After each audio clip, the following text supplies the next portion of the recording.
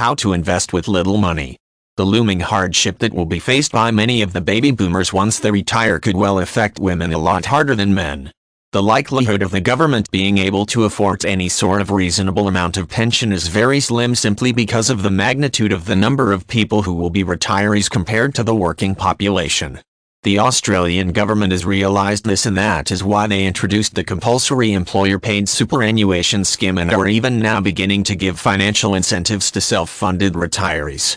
They are also now encouraging people to work well beyond the 65-year barrier. Most people have never sat down and even considered the ramifications of why the compulsory super was introduced, and for many of us it is a matter of too little too late. Even for the young women in our society, who have a full working life ahead of them, they still cannot rest assured of a comfortable retirement. Why is this? It is because that unfortunately, even with contributions at the current level of less than 10%, someone on an average wage who works continually for 30 years is still going to find themselves trying to survive on an income equivalent to less than $20,000 per annum in today's dollars.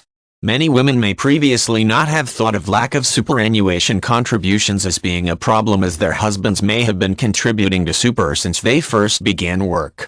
Unfortunately though, with the high number of divorces in this country, it is unwise to rely on the fact that your partner's superannuation will be there for you in your retirement years, and even if a large proportion is awarded in a settlement, that it will be sufficient to sustain a comfortable retirement for any length of time.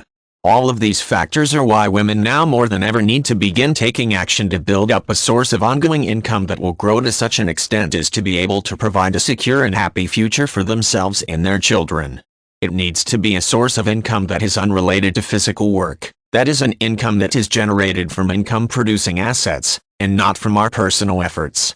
One of the best sources of creating this ongoing income stream is to begin building an investment portfolio. Properties also aptly paraphrases as bricks and mortar.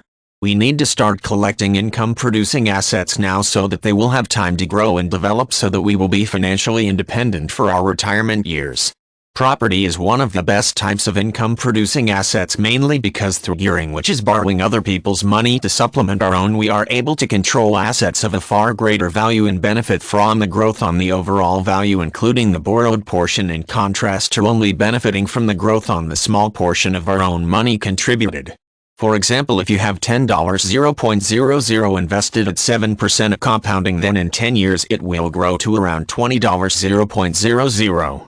If on the other hand you have used that $10.00 as 5% deposit on a $200.00 property which grows in value by 7% per year, then after 10 years the property would have grown in value to nearly $400.00, giving you a profit of almost $190.00 instead of a profit of $10.00 had you just invested your own money.